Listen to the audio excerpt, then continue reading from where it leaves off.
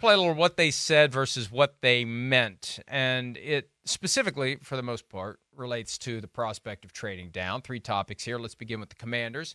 Head coach Dan Quinn says it's fair to envision the Commanders will be taking a quarterback in the draft. Gee, what a shock. They traded Sam Howell and they signed Marcus Mariota, who hasn't been a starter for a couple of years, and it didn't go well in Atlanta. They will also listen to trade offers. That's at number 2. Now, he did a lot of deferring to GM Adam Peters. Yeah. Because he's clearly calling the shots there. So, do you think that they go quarterback at number 2? Or do you think Adam Peters, burned by his most recent experience of taking a quarterback in the top 3 in San Francisco when he was assistant GM there and they blew it with Trey Lance, do you think he's tempted to say, I'll take all the extra stuff and let somebody else run the risk of getting another Trey Lance or Zach Wilson? Yeah, no, I think so. Yeah, I do. I mean, one, what they said, fair to envision what they meant was, damn right we're taking a quarterback unless somebody just sells us the farm and we get so many picks and whatever else we'll trade down. That to me is what they're saying. Yeah, I mean, this is, Adam Peters. He doesn't have to trade 3 first-round picks to get this one, right? He's sitting there. They made the move, right? By all due accounts, it's Jayden Daniels, like you heard me say. He's got big-time talent. He's a number 1 pick in a lot of other drafts. It's Washington, D.C., right? It's in one of the areas you look at and go, hey, African-American quarterback, certainly maybe a bigger deal there than other cities. I look at all those things. And then you go, well, there's Jayden Daniels. He won the Heisman, right? He's in an offense that's similar to Cliff Kingsbury's, and played in that in college. So, yeah, from all that stuff, I just think, yeah, it's more than fair to envision.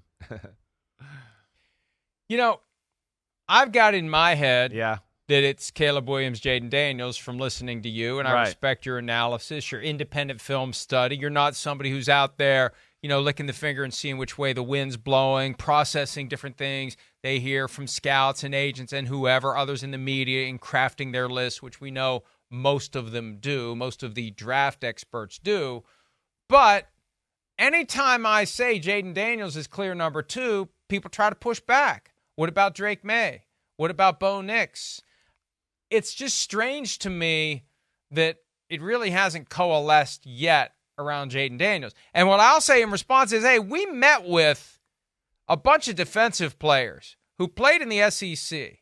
And every time we asked them, who's the toughest guy you faced, the first guy they said was Jayden Daniels, that he's unstoppable. You can't catch him. Runs right by you. In the SEC, NFL junior, SEC. He's thriving at that level in the SEC. So, I'm going to defer to your assessment here. Now, maybe Adam Peters goes a different way, but, I'll be surprised if it's not Williams then Daniels, regardless of who that who holds that number 2 pick. I'll be surprised if it's not Williams then Daniels. I think that, the draft pundits love Drake May, right? Drake May, for a lot of the public and guys that host a radio show, whatever, has been the one that's been crammed down their throat for 2 years. So that's still a little bit like, what? And then I think, like we talked about a little, he kind of looks the part of the prototype quarterback. And then if you see the highlights, everybody goes, well, damn, that looks good, right? Look at that throw. And want to go, yeah, but, he made that throw in the game, and then the next 6 throws after that didn't hit the broadside of a barn, and then he made another good throw. So that's where, I think that people are a little misled there. They've been told Drake May for so long, it's hard for them to get off of that. Like you heard me say, I don't think Bo Nix or Drake May are worthy of the number 2 pick, especially not Drake May, who I think is a project. I do. But I would be shocked. I'll just say that. I'll be shocked. This is not me in a year where I go, Mike, I know I've had my years where I went, ooh, Trevor Lawrence, Zach Wilson, and I'm a little different in liking Zach Wilson. This is one where I feel like it's pretty apparent who the top 2 guys are. One sits alone by himself in Caleb Williams, and then another guy is really damn good and is in a tier by himself before we get to the rest of the crew. And, man, Washington passes him up. I mean, they're taking a hell of a risk. You're passing up a guy that had one of the greatest years in college football history, that runs like a wide receiver and has a big-time arm and can see the field and throw over the line and do all that type of stuff, and you're going to pass that up? Ooh, you better hope he doesn't do good somewhere else, or you're gonna hear about it. And even back in 2021, it's not like it was a reach, a stretch, a mistake at the time for the Jets to take Zach Wilson. No, everybody had him as two. It was kind of a given. Right. When the 49ers moved up to number 3. Yeah. The immediate reaction was they know who number 1 and number 2 are going to be. Exactly. Everybody knew who that was. Number 1's going to be Trevor Lawrence. Right. Number 2 is going to be Zach Wilson. Right. So the 49ers are going to pick from Justin Fields, Mac Jones, and Trey Lance. Who was the other? Justin Fields, Mac Jones, and Trey Lance, the one they did pick, the one they'd like to forget. Even though it wasn't his fault, it was just a bad circumstance. There was never, maybe they'll get Zach Wilson at number 3. That's the best way to prove Wilson was number 2. I hadn't thought about that until just now. There was never a mention of Zach Wilson at number 3. Never. Ever. No, it was set It in was stone. Mac Jones, right. Justin Fields, and Trey Lance. Right. So, because, whether it's people want to drag you or people want to drag the Jets, and you could drag the Jets for not developing the guy. That's the other side of this coin.